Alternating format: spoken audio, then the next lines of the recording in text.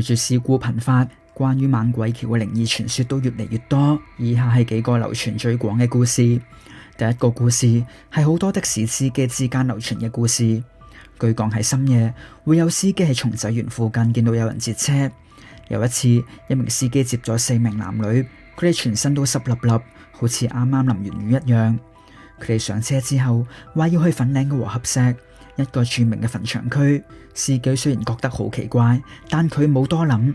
一路上，後座嘅乘客粒聲唔出，車上內氣氛冰冷。當的士駛入和合石墳場，司機轉頭準備收錢之際，卻發現後座一個人都冇，只係剩翻座位上嘅一灘水漬同埋幾張陰司紙。